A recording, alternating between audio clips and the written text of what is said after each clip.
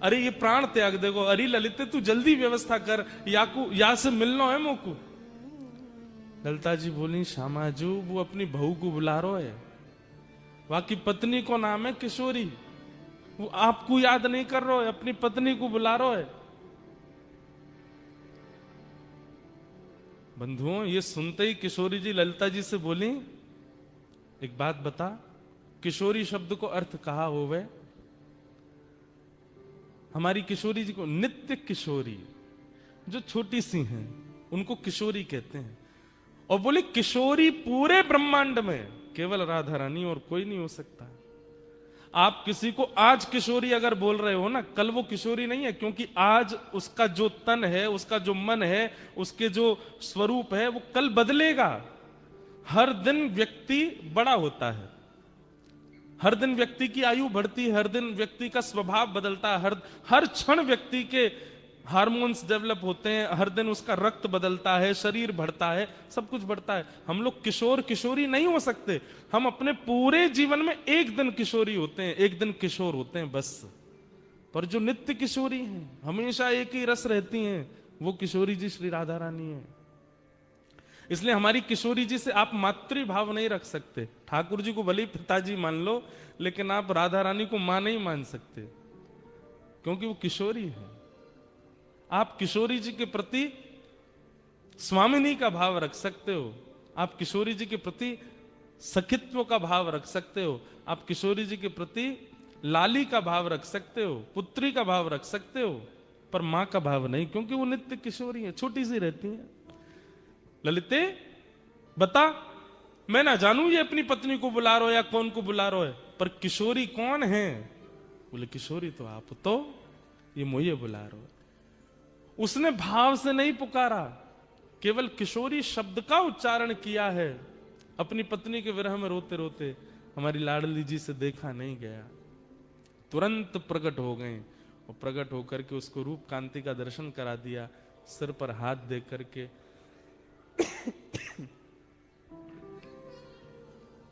उनको अपनी सखी रूप में स्वीकार किया। और किशोरी जी के दर्शन करने के बाद में उनके चित्त में फिर भक्ति भाव प्रकट हो गए। तो किशोर अली नाम की वो फिर संत हुए। उन्होंने फिर खूब ठाकुर जी के भजन लिखे, पद लिखे, भाव लिखे। नाम में कितना प्रभाव है। हम तो फिर भी भाव से करते हैं, हम तो जान के करते हैं, हम तो लीला सुन के करते हैं, तो हम पर कृपा नहीं करेंगे? कोई बिना भाव के, बिना जाने, बिना कुछ समझे गा रहा है, उस पर किशोरी जी कृपा कर रही हैं, हम पर कृपा नहीं करेंगे? निश्चित कृपा करेंगे। इसलिए बस इस नाम का त्याग मत करो। अब एक लीला सुनाते हैं आपको। अभी श्रावण का महीना चल रहा है और श्रावण में विशेष रूप से अब हमारे ब्रजमंडल में झूला पड़ गए हैं। श्रावण में झूला क्यों झूलते हैं ठाकुर जी? क्योंकि श्रावण में बादल इतने हो जाते हैं और चारों तरफ से इतना ज्यादा बादल, और उसको एक हमारे ब्रज भाषा में कहते हैं गुम्माटा सा हो जाता है। गुम्माटा मतलब हवा नहीं चलती, स्थिर हो जाता है, पर वायु में नमी होती है, लेकिन हवा चलती नहीं है। इसके कारण बहुत ह्यूमिड जैसा फील होता है। अब आपके यहाँ तो उल्टा ही वेदर है। बताओ, श्रावण में तो सर्दी पड़ती है यहाँ पे। ऑस्ट्रेलिया उल्टा है। या तो हमारे ब्रज वाले उल्टे हैं या ऑस्ट्रेलिया वाले उल्टे हैं। खुश हो जाओ, चलो ब्रज से आपकी तुलना है गई है। अब हमारे लाल जी अभी विराजेंगे। इस काल में सेवा ऋतु में ठाकुर जी केवल नीचे एक बाघा पहनते हैं, ऊपर कुछ नहीं पहनते। लेकिन अब यहाँ सर्दी इतनी है कि ठाकुर जी को पूरी यहाँ तक, हाथ तक पूरी पजम्मी आदि सब पहना के, रात में तो गगदल पहना के कान वान ढक के सुलाने पड़ते हैं। भैया जाड़ो पड़ रहा है। हम अभी कहाँ तस्मानिया गए थे, वहां तो बर्फ पड़ी थी ऊपर पहाड़ पे। तो वहां ठाकुर जी को दो दो गगदल पहनाई, एक नीचे से पहनाई, एक ऊपर से धराई, पामन में नीचे। अच्छा, इनको जाड़ा भी बहुत लगता है और इनको गर्मी भी बहुत लगती है। जाड़ा तो इतना लगता है केवल इतने दिखेंगे सर्दियों में, बाकी दिखेंगे नहीं। और गर्मी इतनी लगती है सब लत्ता फेंक फांक के केवल कॉपी में डोलते हैं। केवल एक पहन लेते नीचे और कुछ नहीं पहनते। ऐसे हमारे लाल जी हैं। तो अभी जाड़े यहां पड़ रहे हैं, तो जाड़ा समझते हैं ना, विंटर्स आप लोगों की। एक मेरे को बोले महाराज जी कभी समर में आओ। मैंने कहा है हमारे यहाँ तो समर ही चल रहा है अभी। हमारी समर में आओ, दिसंबर जनवरी। मैंने कहा यार बड़ा अटपटा लगता है सुनना, दिसंबर जनवरी में। बोले 40 डिग्री रहता है यहाँ पर टेम्परेचर। तो यहाँ तो मौसम उल्टा है, पर हमारे ब्रज में अभी श्रावण में झूला पड़ते हैं ठाकुर जी के। तो वायु नहीं चलती, हवा नहीं चलती, तो जिसके कारण क्या होता है, श्री जी को बड़े प्रश्वेत आ जाते हैं, पसीने आ जाते हैं। और पसीना आवे के कारण जितने पत्रावली को श्रृंगार है, जितने किशोरी जी के ठाकुर जी के मुखमंडल को रस है, वो सब धूमिल होने लगे। तो सुबह सुबह सब सखियां किशोरी जी का श्रृंगार करती हैं, ठाकुर जी का श्रृंगार करती हैं, उसके बाद सीधे झूला पे ही बैठा देते हैं। क्यों? ये दोनों झूलते रहेंगे और इनके झूलवे के कारण इनको जो श्रृंगार है वो मिटेगो नहीं, और हम लोगों को दर्शन करने में सुख मिलेगा। और झूला में भी बड़े अच्छो रे कि झूला से नेक दूर कछु सखी खड़ी है जाए, पीछे कछु सखी। तो जब दोनों झूला झूलें, तो जब पीछे जावे तो पीछे वाली सखीन को दर्शन है जाए, आगे जाए तो आगे वाली सखीन को। सखियों का सबसे प्रिय उत्सव है झूला का। ऐसो मान नहीं कीजे। अब लीला सुनो। किशोरी जी मान क्यों कर रही? बैठ जाओ, हाँ सुन लो। ब्रज की लीला में एक नियम है कि जैसे प्रेम का एक स्वभाव होता है। अब देखो हम बहुत अंतरंग लीला सुना तो रहे किशोरी जी की, पर हमको बहुत भय लगता है सुनाने में कि पता नहीं कोई ऐसे ही मन चला तो नहीं सुन रहा कोई, नहीं तो फिर दोष लगेगा भाई हमको सुनाने का। किसी की निजी बातें सबके बीच सुनाना, उसमें जिसकी बात है उसको बुरा लगेगा कि नहीं, तुमने सबको सुना दी। लेकिन जब किसी योग्य को बताई जाती है, जैसे हमने किसी से कहा भाई हमने तुम्हारी पर्सनल बात उनको बता दी, अच्छा वो तो कोई नहीं मेरे फ्रेंड है, उनको तो बता सकते हो। तो ऐसे ही श्री जी की, ठाकुर जी की निज बातें हम कह तो रहे हैं, पर हमको बहुत डर लगता है कि कहीं श्री जी हमसे यूं नहीं कहें, क्यों रे वह सभागृह में एक बैठो भोजन भट्ट, वो केवल भोजन करवे आयो भाई, लीला तो कोई मतलब नहीं। व्हाट्सएप इंस्टाग्राम चला तो सुन रहा मेरी लीला है, तू भाई वो सुनाया आयो। तो इसका हमको दंड तो मिलेगा। और पता दंड क्या मिलता है? अयोग्य के सामने लीला का प्रस्तुतिकरण करने से क्या होता है? फिर जो लीला सुना रहा है ना, उसको लीलाओं का कुछ दिन तक अनुभव नहीं होता, फिर कुछ दिन के लिए उसके चित्त से लीलाएं चली जाती हैं। इसलिए हमारी प्रार्थना है, अगर आप किसी और भाव में हो तो हाथ जोड़ के प्रार्थना है, एक भाव में आ जाओ और श्री प्रिया प्रियतम की नित्य लीला का श्रवण करो, और बड़े भाव से श्रवण करो। फोन वोन सब साइड धर देना, कोई और विचार करना नहीं। श्री ठाकुर जी प्रिया जी के साथ कैसी लीला कर रहे हैं और उस लीला में प्रेम कितना है, उस भाव को चित्त में धारण करके श्रवण करो, तो हमको फिर दोष नहीं लगेगा। बेमतलब में काय को ऑस्ट्रेलिया बुला के दोष लगाओ, इसलिए भाव से सुनो। तो बात ऐसी है कि प्रेम का एक स्वरूप होता है कि हम प्रेमी से सबके सामने स्पष्ट नहीं बोलते। जैसे जिससे हमारा प्रेम होता है, अगर वो कभी सभा में हमको मिल जाए, बहुत सारे लोगों के साथ हमको मिल जाए, तो हम इशारा कर देते हैं। वो एक शायरी जैसी है, हाँ, नजर से नजर ने मुलाकात कर ली, रहे दोनों खामोश और बात कर ली। बस आंखों से ही हो जाती है कि ऐसे जो भी। आप लोग स्त्री पुरुष ही मत समझना, अब कभी कभी भाई भाई भी कर लेते हैं इशारों में बात। जैसे घर में मेहमान आते हैं, मम्मी ने समोसे मंगाए, बच्चों से कही भटक मत जाना इसके पास में, वो फूफा जी आ रहे हैं लंदन वाले, वो खाएंगे। बच्चे कह रहे हे फूफा जी आप पेट भरे आना, खाना नहीं छोड़ जाना, तो हमको तो भी मिल जाएंगे।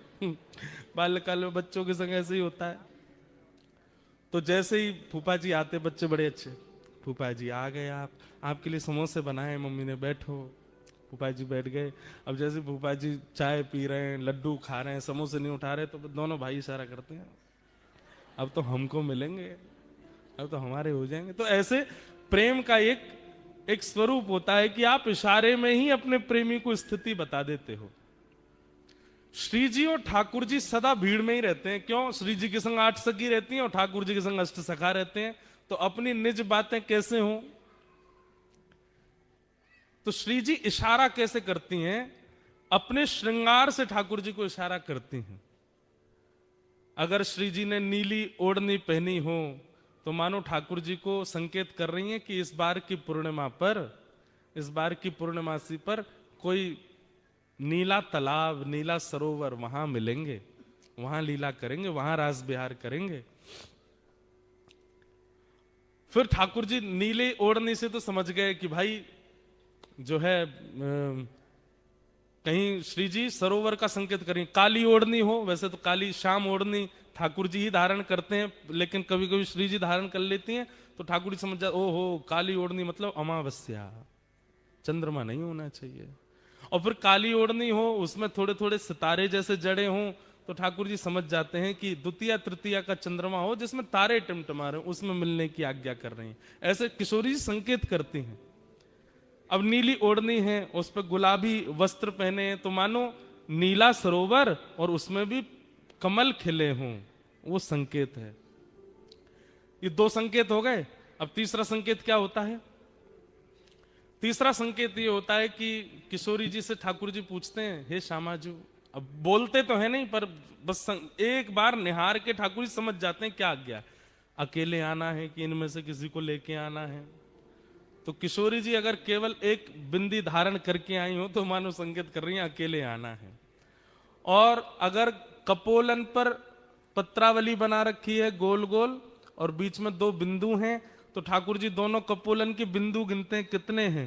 अगर बीच में एक बिंदी और 4 दोनों तरफ हैं, तो इसका मतलब ठाकुर जी कह रहे हैं अपने सखा नहीं लाने हैं हमको, इनकी 8 सखियां ही रहेंगी, 4 हमारे पक्ष में 4 इनके पक्ष में। और मानो अगर पूरा यहां तक पूरा भर रखो है, पत्रावली अद्भुत धारण करके ठाकुर जी कह रहे हैं ओहो अब तो जरा भंडारा सबको लेके चलना है, इसमें एकांतिक नहीं है। तो ऐसे किशोरी जी संकेत करती हैं। एक दिन किशोरी जी श्रृंगार करके आई और ठाकुर जी के लिए सुंदर भाव विचार करके आई कि छाक लीला करेंगे। छाक लीला मतलब भोजन पाएंगे। और छाक लीला के भाव से किशोरी जी ने पूरा वस्त्र धारण किए। तो वस्त्र कैसे धारण किए? हरे कलर के सब वस्त्र पहने।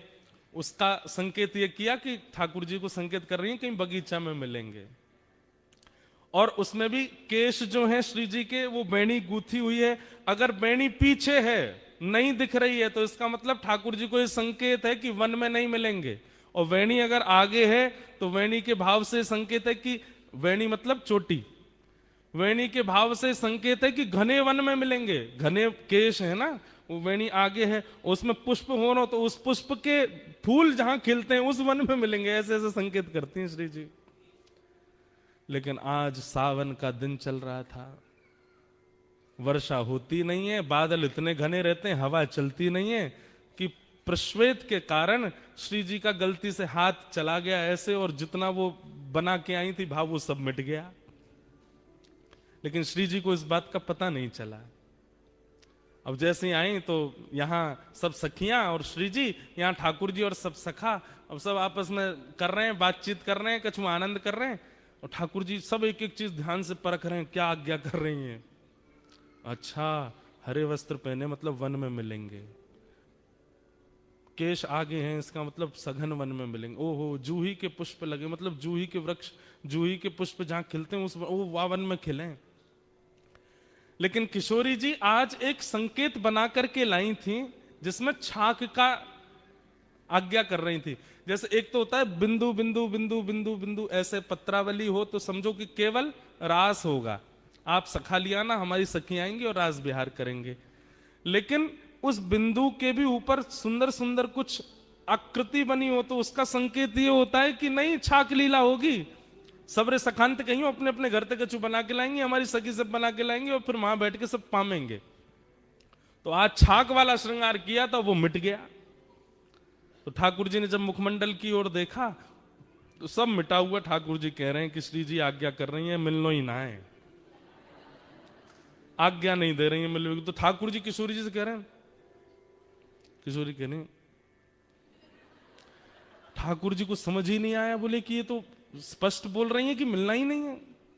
अब सबके सामने बोले कैसे? थोड़ी देर वहां बैठ के सब चले गए। अब श्री जी ने सब सकीन सो कहीं, तू कड़ी बना के लाइयो, तू खीर बना के लाइयो, तू रबड़ी बना के लाइयो, श्याम सुंदर आमेंगे उनको मक्खन बहुत प्रिय, तू मक्खन निकाल के लाइयो, तू ऐसी ऐसी मोटे टिक्कर बना के लाइयो। और सब सब सकीन सो कह दी। वहां सब सखा भी कछु कछु लेके आ रहे होंगे। सोचो कैसा प्रेम संपर्क था। ये व्हाट्सएप और इंस्टाग्राम वाला टाइम नहीं है। और ये स्वच्छंद प्रेम है, इसमें काम दूर दूर तक नहीं है।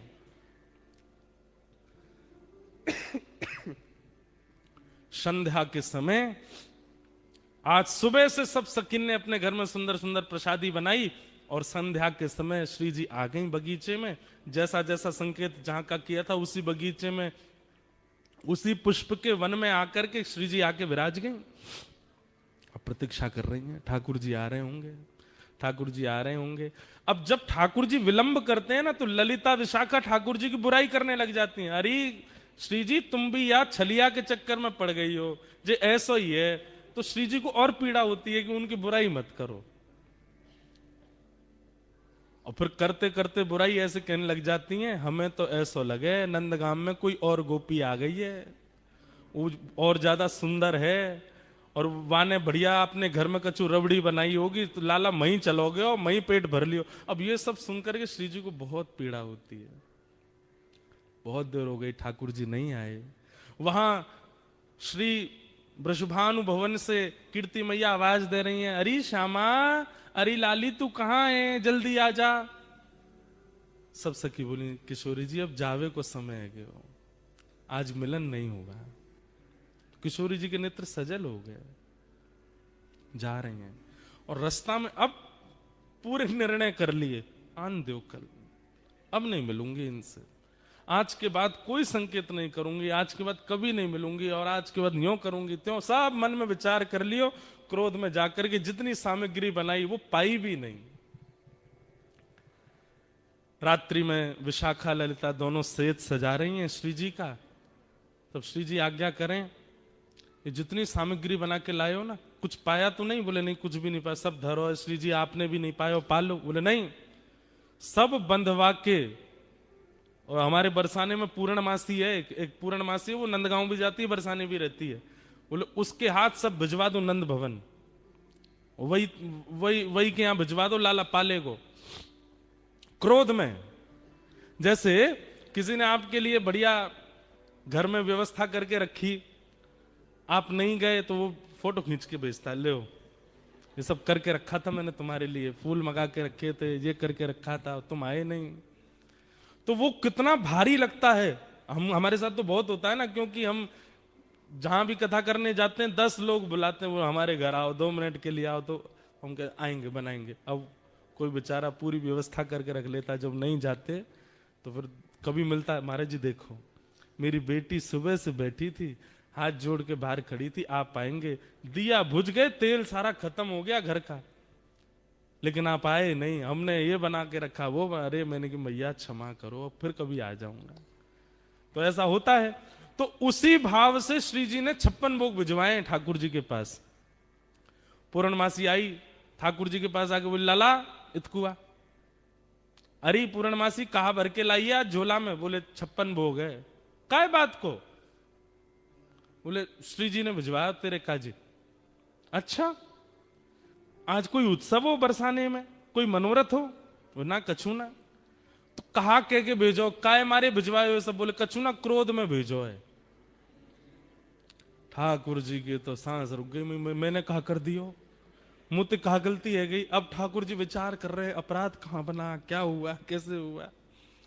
तब अगले दिन फिर ऐसा नहीं है कि मिलते हैं एक ही जगह। यहां ठाकुर जी गैया चराने जाते हैं, श्री जी और सब सखियां जो हैं वो दही बेकन के लिए सब सखियां जाती हैं, श्री जी उनके संग जाती हैं, बीच में कहीं भी मिल लेते हैं और थोड़ी वार्ता हो जाती है। तो आज श्री जी रुकी ही नहीं, ठाकुर जी सामने से आ रहे हैं और श्री जी चलती चली गई।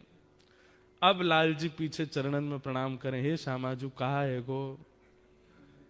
किशोरी जी तो सुना नहीं, तो फिर ठाकुर जी ललिता जी के पास गए, हे ललिता जी आप बता दो कहा भयो, काई को नाराज बैठी हैं, ऐसो मैंने कहा कर दियो।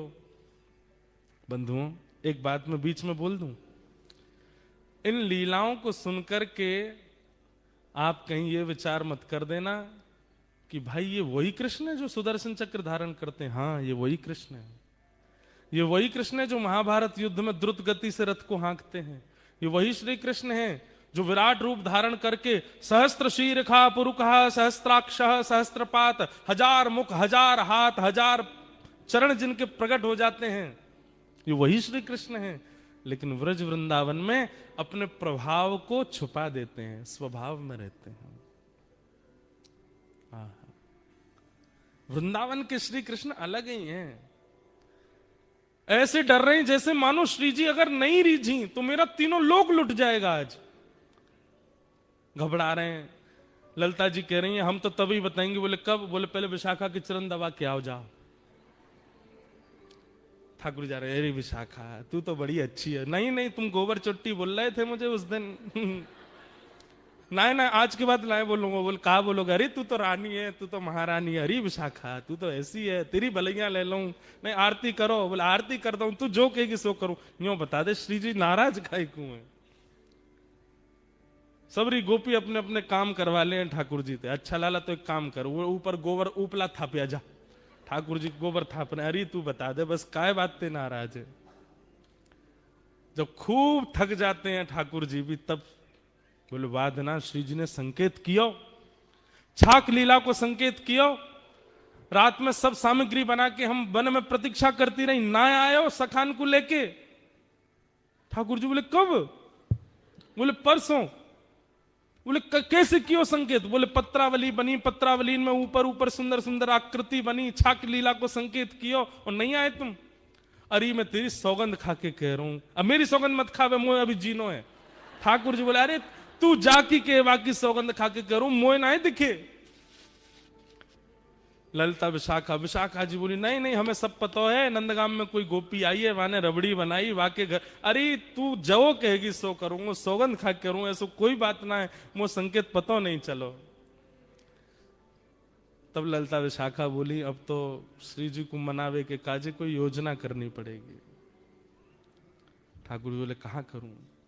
तभी वन में देखी कि दो वृक्ष और दोनों वृक्षन से एक बेल निकल करके, एक वृक्ष की बेल निकल के दूसरे वृक्ष पर जा रही है। ऐसी एक डाल है, हमारे ब्रज में आज भी ऐसी डाल हैं और केवल ब्रज में ऐसी डाल हैं जहां वास्तविक स्वाभाविक झूला बने हुए हैं। ठाकुर जी ने वो जैसे ही देखो, ठाकुर जी बोले अब एक तरीका है। बोले कहा? बोले या कुछ झूला बनाऊंगा।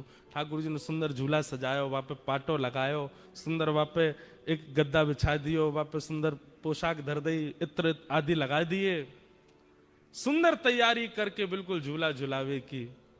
श्री जी झूला का एक स्वरूप है, जिनके घर पे है वो जानते होंगे। कितनी भी टेंशन में आप बैठे हो, कितनी भी दिमाग में कुछ भी चले, झूला पे जाके बैठ जाओ, आप बिल्कुल शांत हो जाओगे। जैसे झूला आगे पीछे झोटा लेगा ना, आपका मन अपने आप प्रसन्न हो जाएगा। और या फिर ऐसा कहो प्रसन्न व्यक्ति ही झूला पे बैठता है। अब प्रसन्न व्यक्ति झूला, उसको कहो झूला, अरे मुझे नहीं बैठना, बैठो ना झूले पे। झूले पे वही बैठता है जो प्रसन्न हो। या फिर अप्रसन्न को बैठा दोगे तो उसका जितनी भी अप्रसन्नता है वो चली जाएगी। ये झूले का स्वरूप है। तब झूला तैयार करके तब श्याम सुंदर गए। ललिता जी कह रही हैं अरे ये रसिक प्रीतम श्याम सुंदर आपकी बाट निहार रहे हैं। आपको ठाकुर जी दूर जाके झूला के पास बैठ गए। किशोरी जी कह रही हैं ठाकुर जी तो कह लो खुद ने बनाया और झूला खुद ही झूल लेंगे। तो ठाकुर जी संदेशा भिजवा रहे हैं, बोले जब तक श्री जी प्रसादी नहीं करेंगी तब तक ना बैठूंगा, पहले श्री जी प्रसादी कर दें तब बैठूंगा मैं। तो तब ललिता विशाखा समझा रही हैं, सब सखीन ने जाकर के श्री जी को मनाया, हे श्यामाजू ऐसी मेहनत ते छोटे छोटे हाथन सो झूला बनायो है, पाटो बिछायो है, वापे रेशमी वस्त्र डारो है। श्याम सुंदर इतना श्रम करके देखो कैसे चढ़ चढ़ के पेड़ पे पूरे झूला की तैयारी कर रहे हैं। ऐसे मत करो, चलो। अंत में श्री जी मान गई। अब श्री जी तो बेचारी हमारी सहज है, नेक में ही मान जाए, मान करें जरूर है लेकिन मान बहुत जल्दी जाए। इतने में किशोरी जी आ गई। अब जैसे ही किशोरी जी आई तब तक ठाकुर जी ऋषिया गए। ऋषियानो समझे? ऋषियानो कहते के ऋषियाना एक अलग भाव है। ऋषियाना का मतलब ये होता है कि जैसे पहले तो देख लो, हमारी बात मान लो, देख लो, खा लो, देख लो हमने बनाया आपके लिए, प्लीज पालो, देखो हम तुम्हारे लिए ये किया, ये देख लो, ऐसे मत करो। जब फिर भी नहीं मानता सामने वाला तो फिर ऋषियाए वाला व्यक्ति जब आप फिर जाओगे तो अब मैं दूंगा नहीं, ये होता है ऋषियाना। ये गुस्सा नहीं है, अब नहीं दूंगा। अरे अब हम मान गए, अब तुम चाहे जितने माने हो अब नहीं मिलेगा, पहले देना था। तो ठाकुर जी अब ऋषिया गए और जैसे ही ठाकुर जी ऋषियाए श्री जी आ गए। अरे कहाँ है श्याम सुंदर? बोला हाँ यहीं थाड़ो। कहाँ? पाटो काय को उठा लियो या मैं तो झूला में तो पट्टा उठा लियो ठाकुर जी ने, वो धर दो ना ना, हमारो झूला, हमारो पाटो, हमारी सजावट, हमारे हाथ से भाई हम ही झूल लेंगे, ले जाओ अपनी श्री जी को। अरे बड़े घर की है, इनको बड़े घर की चाहिए, ले जाओ, हमें हमने। अरे देखो ऐसे मत करो, बड़ी मुश्किल से तो मना के। बोले मोए ना मनानो, ले जाओ, वापस ले जाओ इनको, मैं अकेले ही झूल लूंगा यहाँ पे। तो अब यहाँ पे दूसरा विवाद हो गया। श्री जी और ठाकुर जी दोनों में थोड़ी सी होड़ है गई। तो श्री जी बोली, अब तक तो बोली नहीं, श्री जी बोली मैं तो यहीं पे बैठूंगी और यही पाटे पे बैठूंगी। ठाकुर जी बोले कोई जिद है? मैंने बनायो, मेरो पाटो, आप कहीं को बैठोगे? बोले मैं तो बैठूंगी, तुम जाके दिखाओ यहाँ पे। ठाकुर जी जान लगे तो सखीन ने घेर लिए। बोले जान नहीं देंगे, हाथ पाम बांध के पकड़ के बंसी वंसी तोड़ ताड़ के धर देंगी तुम्हारी। भाई श्री जी बैठेंगी अब तो। बड़ी मधुर लीला।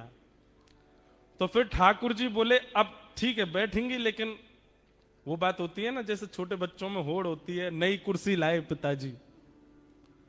तो कई बच्चे ऐसे होते हैं कि कुर्सी खुलेगी तो पहले मैं बैठूं, जो कोई और बैठ जा तो वो इसी बात पे ही रोने लगते हैं कि ये क्यों बैठे, अरे तू अब बैठ जा। अब नहीं, मुझे पहले बैठना था।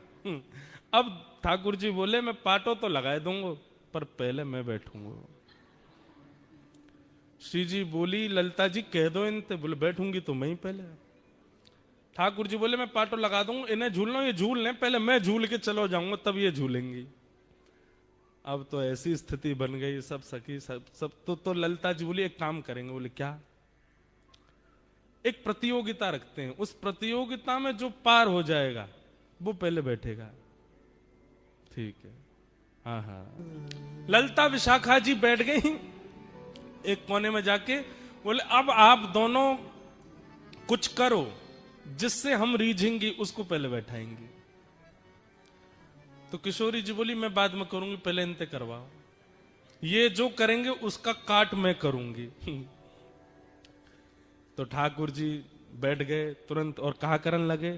तो श्री रसिक प्रीतम जी, हरिराय महाप्रभु जी, वल्लभ संप्रदाय, वल्लभ कुल में आप आचार्य हुए, आपका ये पद है। कह रहे हैं, बोले ठाकुर जी गायन करने लगे और बोले सामान्य नहीं गा रहे हैं, बोले ऐसा गायन कर रहे हैं, ऐसा गायन कर रहे हैं कि कोटि कोटि काम कंदर्प दर्प दलन करने वाले लग रहे हैं ठाकुर जी। ललिता विशाखा तो मोहित हो गई ठाकुर जी पे। ऐसे ऐसे तान लेवे, ऐसे ऐसे गावे, ऐसे ऐसे मधुर स्वर कान पे हाथ धर के लगावे। ललिता जी तो सुध बुध खो करके और ठाकुर जी के पक्ष में ही जा रही हैं। पाटा लेके बैठी हैं दोनों, तो जिसको पाटा देंगे वो पहले बैठेगा।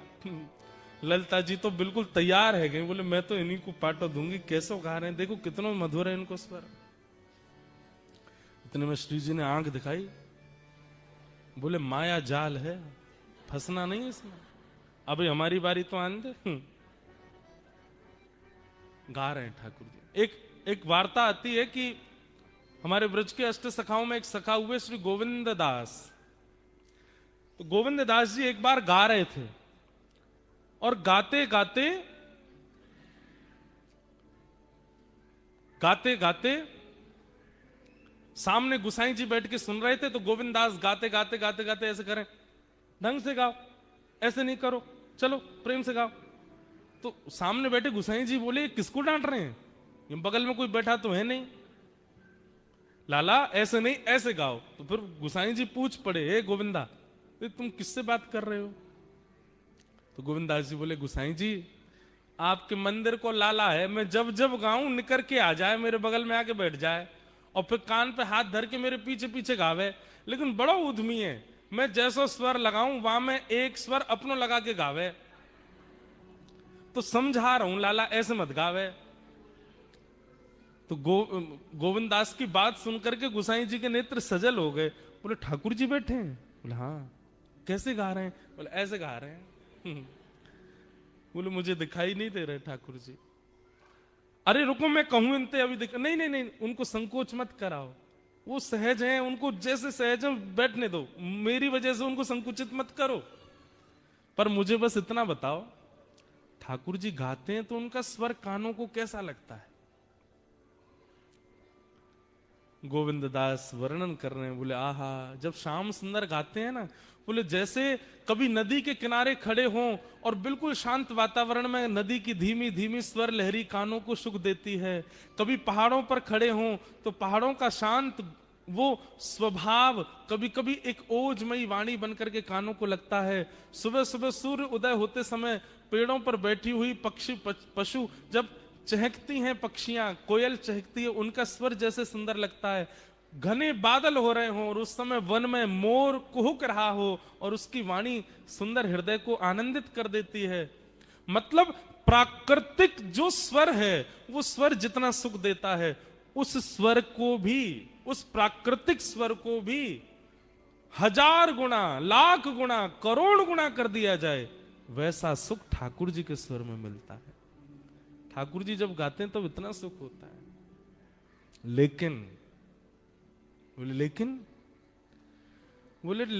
जब हमारी किशोरी जी गाती हैं तो ठाकुर जी भी फीके लगते हैं। किशोरी जी के सुर के आगे तो ठाकुर जी को सुर भी ना चल पावे। हमारी लाडली जी तो उनसे भी आगे है। तो ठाकुर जी ने अपनी सबरे जोर लगा दिए, पहले झूला पे बैठ हुए को खूब गा दिए, ऊट पटांग जैसा उनको भाव आयो गा दियो। अब बारी आई किशोरी जी की। आहा, ठाकुर जी बोले, देखो श्री जी कैसो गायो मैंने, अब गा के दिखाओ।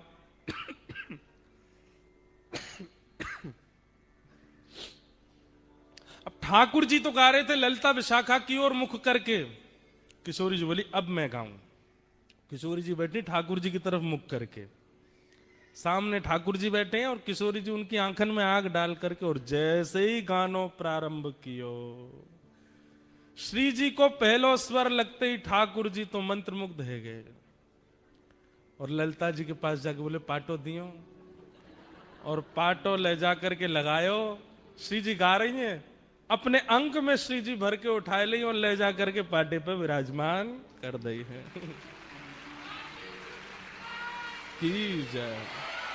रसिक प्रीतम यह होड़ पिया परी, रसिक प्रीतम यह होड़ प्रिया परी। और फिर क्या कर रहे हैं ठाकुर जी? ठाकुर जी के स्वर की प्रशंसा तो ललिता विशाखा ने करी है, लेकिन किशोरी जी के स्वर को सुन के ठाकुर जी ने पाटो लगायो, किशोरी जी को बैठा दियो और दूर से कोई तृण लेकर के आए और कहीं हमारी नजर नहीं लगे ऐसे तृण तोड़ करके और किशोरी जी की बलैया लेने लगे। श्री जी को झूला पे बिठा दियो। बोलो झूला बिहारणी बिहारी जू सरकार की। रसिक प्रीतम यह होड़ प्रिया परी, रसिक प्रीतम यह होड़ प्रिया परी। रीझ देत तृण तोड़े, रीझ देत तृण तोड़े। ऐसी हमारी किशोरी जी और ठाकुर जी की ये। और फिर ठाकुर जी झुला रहे हैं श्री जी को, इतने में ललता विशाखा सब सखियां आ गईं और फिर ठाकुर जी को भी पकड़ करके इन्होंने बैठाए दी और दोनों युगल बिहारी बैठ गए। और जैसे ही दोनों बैठे अब सब सखियां ठाकुर जी को झूला झुला रहे हैं। ये है झूला उत्सव की लीला। पहली बार आज तक के हमने अपने जीवन में यहां सुनाई है, ऑस्ट्रेलिया में। ऐसे हमारी किशोरी जी और ठाकुर जी, ये अब हमारी बात ध्यान से सुनो। ये जो लीला सुनी है, इस लीला का चिंतन कीजिए और चिंतन करने के बाद आप नाम जप में बैठिए। अब इसी लीला का और विस्तार सोचिए। जैसे अब ये इतनी लीला हमने सुना दी, अब इस लीला में और आप विचार करो और क्या हुआ होगा और कैसे रहा होगा। एक बार में नहीं आएंगे विचार, और मनगणंत विचार नहीं होने चाहिए, कुछ भी सोचने लग जाओ, ऐसा नहीं। ऐसा विचार जिस विचार के चिंतन से आपके नेत्र सजल हो जाएं, आपके रोंगटे खड़े हो जाएं, तब समझना कि जो आपने विचार किया है, जो आपके चिंतन में भाव आया है, वो हुआ है, तभी आपको स्पर्श कर रहा है। इसी को कहते हैं हमारे ब्रज के भाव में मानसी भक्ति। कौन सी भक्ति? हाँ, ये ऐसे आसानी से नहीं आती है। इसके लिए खूब नाम जप करना पड़ता है, खूब साधन करने पड़ते हैं, खूब हृदय को पवित्र करना पड़ता है, तभी ये लीलाएं हृदय में प्रकट होती हैं। और हृदय से ये कोई पढ़ी हुई लीला नहीं है कहीं से, ये मानसी की लीला है, मानसी की लीला है, मानसी के भाव है। और ये सबके सामने बताने के नहीं होते हैं। हमने बोल दिया है, आपने सुन लिया है, अब आप विचार करके इसको हृदयस्थ रखना। जो लोग कहते हैं हमारा मन बहुत भटकता है, हमें मन में एकाग्रता नहीं आती, हमारा चिंतन नहीं बन पाता, नाम जप में निष्ठा नहीं बन पाती, करो ऐसी लीलाओं को चिंतन करो और इन लीलाओं के चिंतन से मन एकाग्र होगा। आप अनुभव करेंगे लीला का चिंतन करके और फिर नाम जप में बैठिए, कितनी देर नाम जप हो जाएगा और कितनी माला हो जाएंगी आपको पता ही नहीं चलेगा। आप क्या है, नाम का ध्यान करके और मालाओं की गिनती करते हो, इसलिए मन नहीं लगता। मन को लीला में पहुंचा दो और बुद्धि और मुख से नाम जप में लग जाओ, तब वो नाम जप अथा होता है। फिर ये लीलाओं का प्रकाश होता है, सुंदर सुंदर भाव प्रकट होते हैं। तो ये लीला प्रकट की है आज कथा में। बंधुओं, आज तिथि से जन्मदिन है, तो एक लाल जी ने ही एक पद प्रकट करवाया, वो हम ठाकुर जी से कहते हैं। आज नहीं हुआ है प्रकट तो बहुत पहले हो गया था। राधाष्टमी पर यह पद लिखा था। एक बार श्रीमद् वल्लभाचार्य जी महाराज यमुना जी के तट पर बैठे थे और एक व्यक्ति उनको प्रणाम करने के लिए आया। तो प्रणाम करने से पहले महाप्रभु वल्लभाचार्य जी ने उसको इशारा किया कि जाओ पहले यमुना स्नान करो। तो यमुना स्नान करने से पहले उसने सोचा कि मेरे जो ठाकुर जी हैं इनको भी नवा दूं। अब उसने क्या, यमुना जी में स्नान करा के अपने ठाकुर जी को एक झोला में डाल करके और पेड़ पर टांग दिया। और महाप्रभु जी ने दूर से जैसे ही देखा पेड़ पर टांग दिया, ये देख करके उनको बिल्कुल अच्छा नहीं लगा। बोले इसका बेटा होता ये उनको उसको भी ऐसे टांग देता, इसकी पत्नी होती उसको भी ऐसे टांग देता। नहीं, उनके लिए बढ़िया व्यवस्था करता, बेटा को बैठा देता कहीं छाव में, आदि आदि कुछ करता। पर ठाकुर जी को झोला में लटका के पेड़ पर टांग दिया। अब वो यमुना स्नान करके जैसे ही महाप्रभु जी को प्रणाम करने आया तो महाप्रभु जी बोले तुम्हारे ठाकुर जी कहाँ हैं? बोले पेड़ पर टंगे हैं। बोले लेके आओ। तो महाप्रभु जी ने ऐसा किया कि उस पेड़ पे असंख्य झोलियां प्रकट हो गई और असंख्य झोलियों में असंख्य ठाकुर जी। अब जैसे ही वो गया तो एक जैसी झोली और एक जैसी झोलियों में अनेक अनेक ठाकुर जी। महाप्रभु जी बोले तुम्हारे ठाकुर जी कौन से, ढूंढो इनमें से। कितने साल से सेवा कर रहे हो? बोले 15-20 वर्ष हो गए। ढूंढो तुम्हारे ठाकुर जी कौन से हैं। वो अपने ठाकुर जी नहीं ढूंढ पाया। तब महाप्रभु जी ने क्रोधित होकर के कहा, बोले किस भाव से सेवा करते हो तुम? 15-20 वर्ष में तुम ये नहीं पहचान पाए तुम्हारे ठाकुर जी कौन से हैं?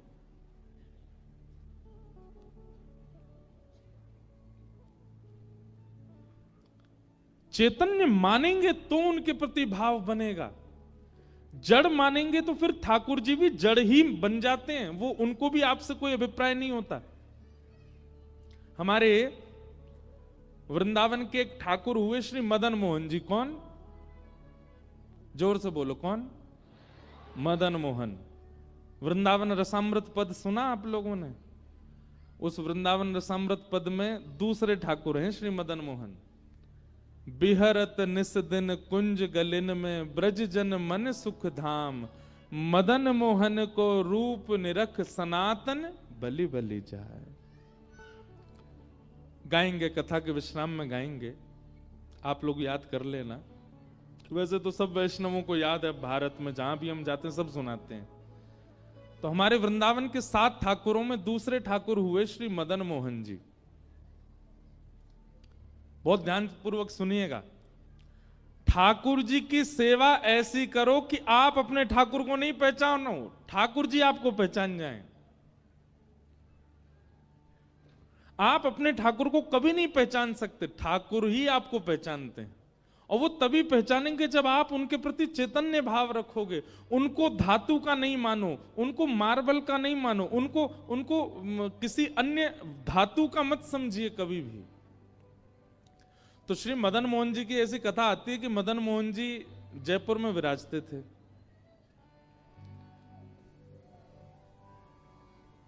और वहां के राजा जो थे, उनकी बेटी मदन मोहन जी की सेवा करती थी। तो पुत्री का जब विवाह निश्चित हुआ, बहुत ध्यानपूर्वक सुनिएगा, पुत्री का जब विवाह निश्चित हुआ तो बेटी ने अपने पिता से कहा, बोले पिताजी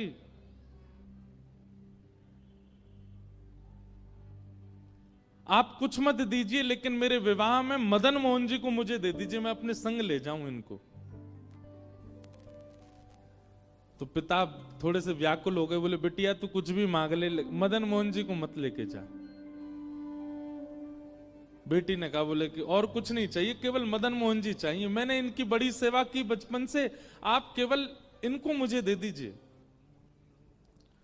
तो पिता और पुत्री दोनों ही सेवा के इतने लोभी थे। देखो, लोभ संसार में हो तो बुरा, सेवा हो में तो बुरा नहीं। मैं तो कथाओं में कहा करता हूं कि जितने भी अवगुण है ना, वो अवगुण बुरे कब बन जाते हैं? जब वो संसार में होते हैं।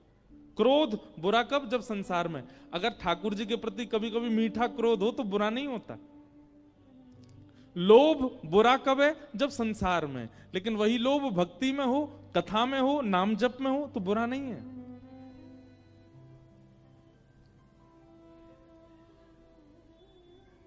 जितने भी दोष हैं वो संसार के प्रति जब होते हैं तब ही बुरे हो जाते हैं, तभी पाप के भागी बनाते हैं। पर भक्ति में हो तो वही भगवत प्राप्ति करा देते हैं। तो जयपुर के राजा अपनी बेटी से कहने लगे, तू जो मांगेगी सो दूंगा, मदन मोहन जी को मत मांग। तो पुत्री ने कहा, पिताजी आपके घर में पहले से ही गोविंद देव जी की सेवा है, मदन मोहन जी की सेवा है, एक ठाकुर की आप कर ही रहे हैं, एक मुझे दे दीजिए। पिता बोले, नहीं नहीं नहीं, तू जो मांगेगी दूंगा, लेकिन मदन मोहन जी नहीं दूंगा। बेटी भी बोली, मैं भी केवल मदन मोहन जी को ही चाहती हूं और कुछ नहीं चाहती।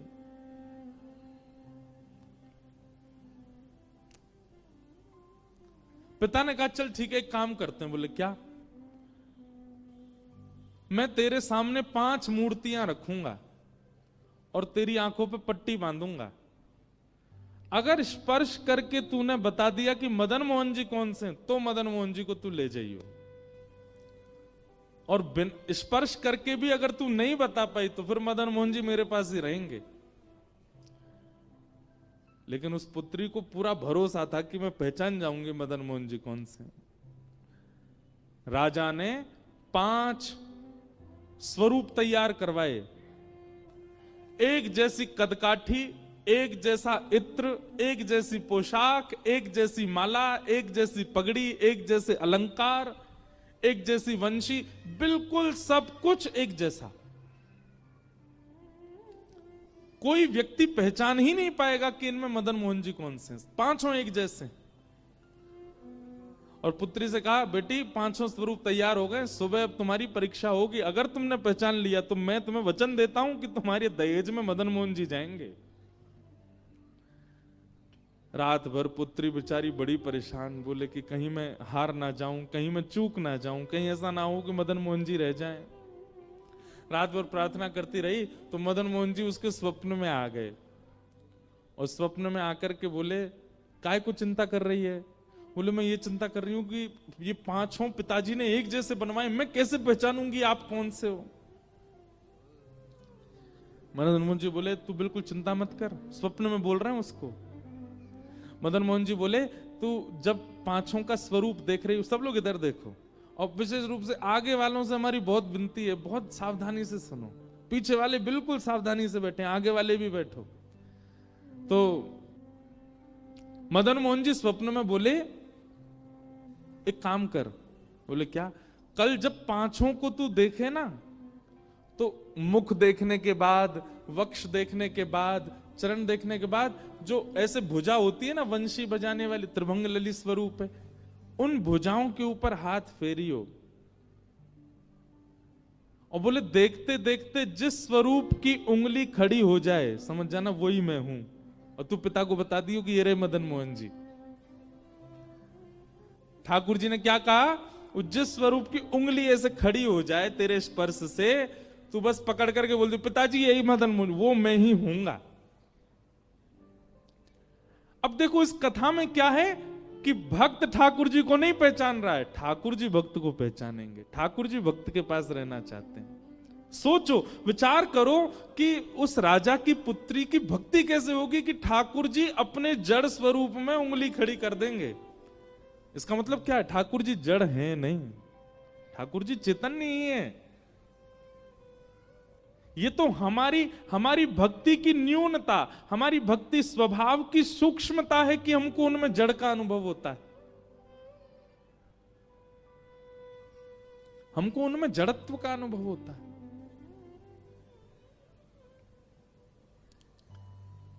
दूसरे दिन सब लोग ऐसे ही बैठे थे, पूरी भीड़, और 5 स्वरूप मंच पर रखे गए और पुत्री की आंख में पहले रुई लगा दी, फिर पट्टियां बांधी, बिल्कुल कहीं से दिख ना जाए, और ऐसी स्थिति में उसको ले गए मंच पर। जाओ चलो ढूंढो कौन से हैं ठाकुर जी। पहले स्वरूप को देखे, रूप एक जैसा, हाथ एक जैसे, पैर सब कुछ एक जैसा।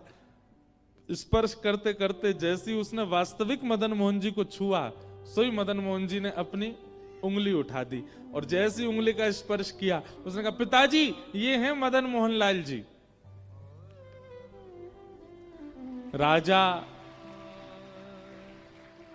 राजा ने मदन मोहन जी को प्रणाम नहीं किया, अपनी पुत्री को प्रणाम किया। बोले, बेटी तूने नहीं पहचाना है, उन्होंने पहचाना है तुझे। तेरा स्पर्श होते ही मैंने देख लिया था कि उन्होंने अपनी उंगली हिलाई थी, अपनी उंगली खड़ी की थी। इसका मतलब तू नहीं ले जाना चाहती है उनको, वो जाना चाहते हैं तेरे साथ में। तू ले जाना चाहती तो मैं नहीं देता, लेकिन वो जाना चाहते हैं इसलिए मैं नहीं रोकूंगा। और अपनी पुत्री का विवाह करके एक पालकी में पुत्री बैठ करके गई, और दूसरे रथ में महाराज दहेज में ठाकुर जी मदन मोहन जी कहां गए? करौली, राजस्थान। राजस्थान में करौली, जहां आज भी मदन मोहन जी विराजते। ठाकुर जी दहेज में आए। ऐसी भक्ति कब प्रकट होती है? जब ठाकुर जी के प्रति चैतन्य भाव हो। अभी मैं कुछ दिन पहले एक न्यूज देख रहा था, एक माता जी कह रही थी, कुंभ में मेरे ठाकुर जी खो गए। मैंने कहा, भैया बेटा खो जाते, भैया खो जाते, माता पिता खो जाते, ठाकुर जी खो गए? कुंभ में ठाकुर जी खो गए, उनके सेवा के ठाकुर जी। अब वो कह रही थी न्यूज चैनलों पे सब जगह, मेरे ठाकुर जी कहीं मिल जाएं तो बताना। हम उन मां के प्रति संवेदना व्यक्त करते हैं, लेकिन एक बात हम यह भी स्पष्ट करते हैं कि यदि सेवक ने भाव से सेवा की होगी, सेवक ने बहुत प्रेम दुलार लाड़ किया होगा, तो ठाकुर जी स्वयं आ जाएंगे। ठाकुर जी जा नहीं सकते। हमारी बात को आप कहीं लिख लीजिएगा, ठाकुर जी जड़ इसलिए हैं, मुझे और आपको चुनौती दे रहे हैं ठाकुर जी। बोले तेरी भक्ति में सामर्थ्य हो, तुझ में सामर्थ्य हो, तो तू मुझे चैतन्य बना के दिखा। मैं कथा में कहा करता हूं, एक खेल खेलते थे हम बचपन में। सब लोग इधर देखो, एक खेल खेलते थे, पता नहीं आपके झारखंड में खेलते हैं कि नहीं बच्चे। आजकल तो फोन आ गए ना, तो बच्चों ने फिजिकल गेम्स खेलना बंद कर दिया। लेकिन बचपन में हम एक गेम खेलते थे, बर्फ पानी। खेला है? उसी का एक दूसरा रूप होता है विष अमृत। बहुत बढ़िया बढ़िया खेल हैं ये। उसमें क्या होता था कि एक व्यक्ति जो है वो सबको छूता है और दौड़ करके जिसको छू लेता है वो फिर बर्फ बन जाता है। अब बाकी के लोग जो हैं वो उसके चारों तरफ घूमते रहते हैं, वो उसको पानी बनाने का प्रयास करते, वो जाके जैसे उसको खींचते हैं तो वो पानी बन जाता है। अब देखो, जिस समय वो व्यक्ति बर्फ पानी जब बच्चे खेलते हैं तो उसमें जब बर्फ बनता है, क्या वो सच में बर्फ है? क्या वो सच में एक स्थूल व्यक्ति है? नहीं, वो चैतन्य है। लेकिन एक खेल के रूप में वो अपने आप को स्टैच्यू मान लेता है, अपने आप को बर्फ मान, फिर जिस आकृति में होता है वैसे ही रह जाता है। एक और खेल खेलते थे उसमें ऐसा बोलना, मतलब 10 तक गिनती गिनो, पीछे सारे बच्चे जो हैं वो ऊट पटांग हरकत करते रहेंगे और 10 बोलते ही जितने भी बच्चे उन सबको एक स्टैचू बनना पड़ता है। कोई बच्चा ऐसे हो जाता है, कोई ऐसे हो जाता है, कोई कुछ कुछ, फिर वो आकर के सबके पास आके सबको हंसाने का प्रयास करता है ना। पता नहीं आप लोगों ने खेला है कि नहीं, हमने खूब खेले, ये सब खेले हैं। तो फिर वो उसको नियम होता है, तुम छुओगे नहीं किसी को, लेकिन बातें बोल के उसके पास उसको, अगर तुमने उसको हंसा दिया, अगर उसके हाथ पांव सीधे कर दिए तो तुम्हारी जीत हो जाती है। ठीक वैसे ही ठाकुर जी ऐसे खड़े और हम आप सब लोगों को अधिकार मिला है कि हमें ठाकुर जी को हंसाना है, हमें ठाकुर जी को बिठाना है, हमें ठाकुर जी को सुलाना है, हमें ठाकुर जी को गोद में लेना है। और उस खेल में विजय प्राप्त करने के लिए ही ये भागवत की कथा सुनाई जा रही है कि ठाकुर जी को कैसे हंसाओगे, कैसे बिठाओगे, कैसे नचाओगे, कैसे गोद में लोगे, वो सारी क्रियाएं बताई जाती हैं कथा में। ये खेल है। उसी खेल की पूर्णता बताई जा रही है यहां पर।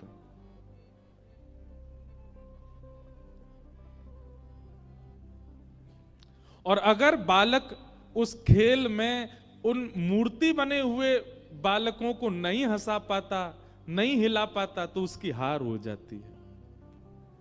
ठीक वैसे ही हमारे संसार रूपी खेल में बहुत सारे मूर्ति बने हुए हैं। कौन? जगन्नाथ जी, बद्रीनाथ जी, द्वारिकाधीश जी, राधा रमण जी, राधा वल्लभ जी, बांके बिहारी जी, जब जाओ ऐसे ही खड़े मिलेंगे।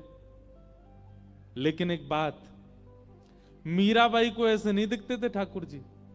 जब मीराबाई जाती थी मंदिर के कोने में खड़े हुए हुए, उसके रूप बदलते रहते थे, वो बातें करते रहते, दुनिया कहती कौन से बात कर रही है, पर उसके लिए ठाकुर जी ऐसे नहीं खड़े हैं। उसके लिए ठाकुर जी अलग अलग मुद्राएं बना रहे होते थे, उसके लिए ठाकुर जी ऊपर से बोल रहे होते थे।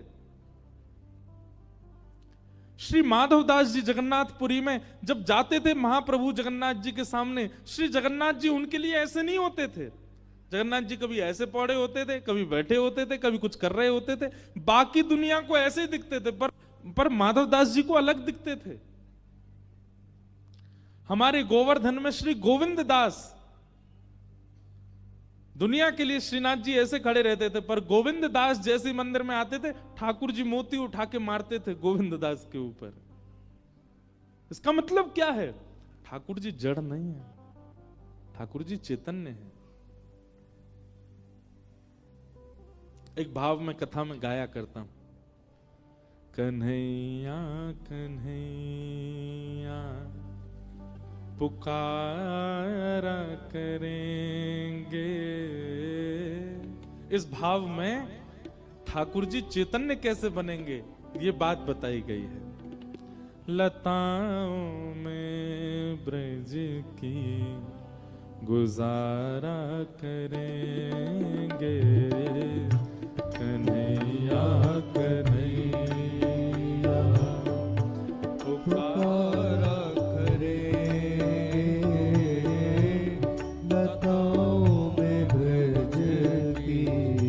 ताली बजा के गाओ। गुजारा करेंगे ओ कन्हैया कन्हैया पुकारा करेंगे, लताओं में ब्रज के गुजारा करेंगे। कन्हैया कन्हैया पुकारा करेंगे, लताओं में ब्रज की गुजारा करेंगे। ओ जो रूठेंगे हमसे वो बांके बिहारी, जो रूठेंगे हमसे बांके बिहारी, जो रूठेंगे हमसे वो बांके बिहारी, जो रूठेंगे हमसे बांके बिहारी, चरण पड़ उन्हें हम मनाया करेंगे। चरण पड़ उन्हें हम मनाया करेंगे। ओ चरण पड़ उन्हें हम मनाया करेंगे। चरण पड़ उन्हें हम मनाया गाइए। करेंगे। कन्हैया कन्हैया पुकारा करेंगे, लताओं में ब्रज की गुजारा करेंगे। कन्हैया कन्हैया पुकारा करेंगे, लताओं में ब्रज की गुजारा करेंगे। श्री राधा रमण लाल की जय।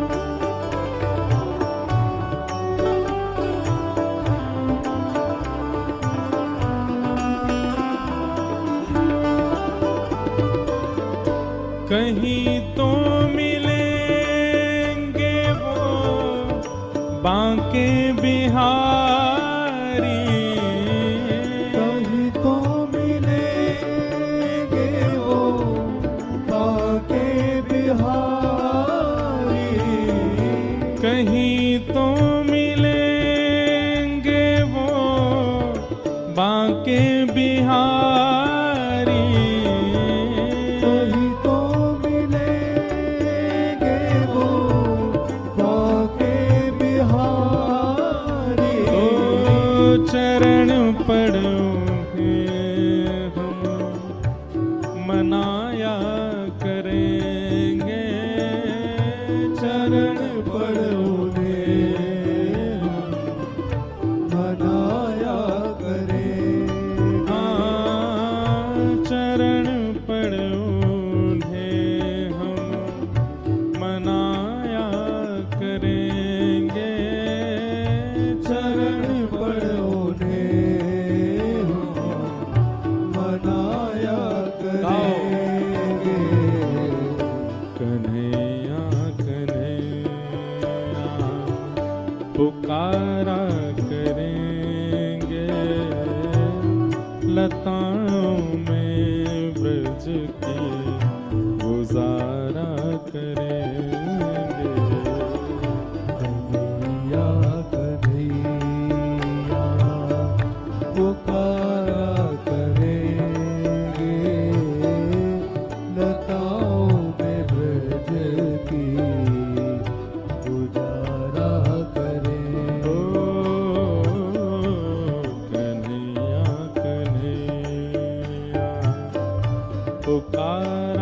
करेंगे लताओं में ब्रज की गुजारा करेंगे।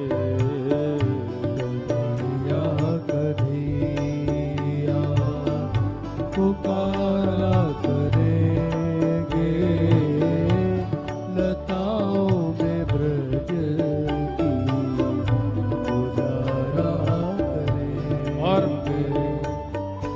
उन्होंने नचाए हैं ब्रह्मांड सारे, उन्होंने नचाए हैं ब्रह्मांड सारे, उन्होंने नचाए हैं ब्रह्मांड सारे, उन्होंने नचाए हैं ब्रह्मांड पर सारे, मगर अब उन्हें हम नचाया करेंगे।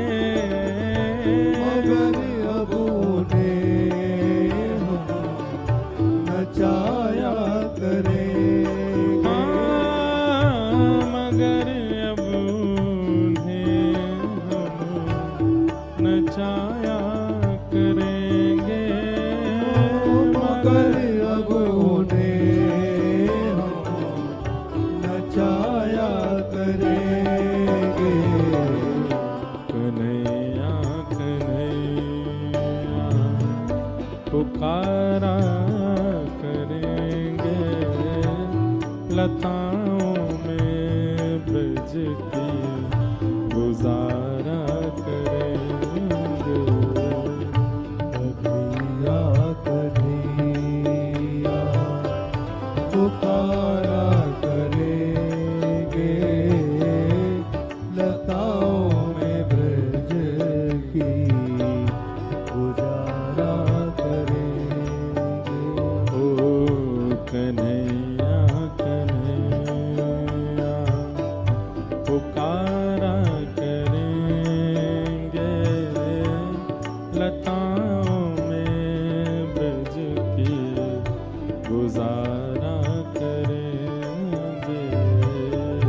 कन्हैया कन्हैया पुकारा करेंगे लताओं में ब्रज की गुजारा करेंगे। गोविंद बोलो हरि गोपाल बोलो, गोविंद बोलो हरि गोपाल बोलो, गोविंद बोलो हरि गोपाल बोलो, गोविंद बोलो हरि गोपाल बोलो। श्री राधा रमण हरि गोविंद बोलो, राधा रमण हरि गोविंद बोलो, श्री राधा रमण हरि गोविंद बोलो, राधा रमण हरि गोविंद बोलो, श्री राधा रमण हरि गोविंद बोलो, राधा रमण हरि गोविंद बोलो, श्री राधा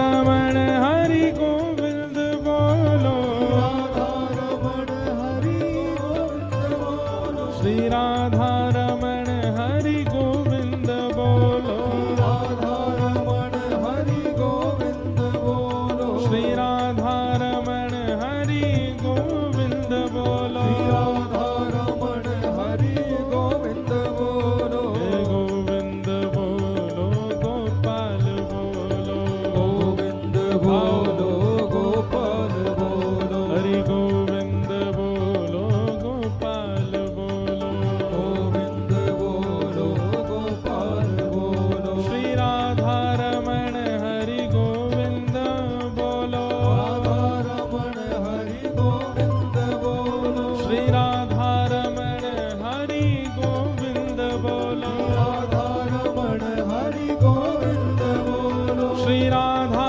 रमण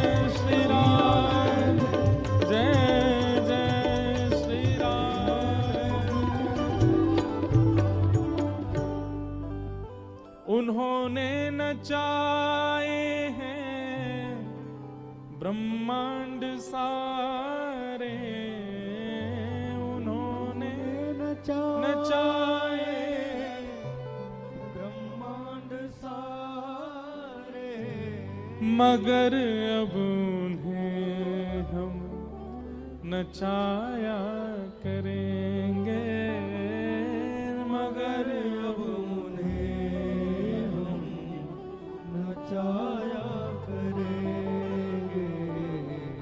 किस भाव में? जैसे एक राजा की पुत्री मदन मोहन लाल जी से कहती है कि उनको जाना है साथ में, दहेज में लेके जाना है, तो ठाकुर जी अपनी उंगली हिला रहे हैं। गोपाल भट्ट गोस्वामी की भावना गूंज कम कीजिए, तो श्री ठाकुर जी शालिग्राम से प्रकट हो गए। ये इस भाव का अर्थ यही है, मगर अब उन्हें हम नचाया कर। हम जैसे चाहें वैसे हमारे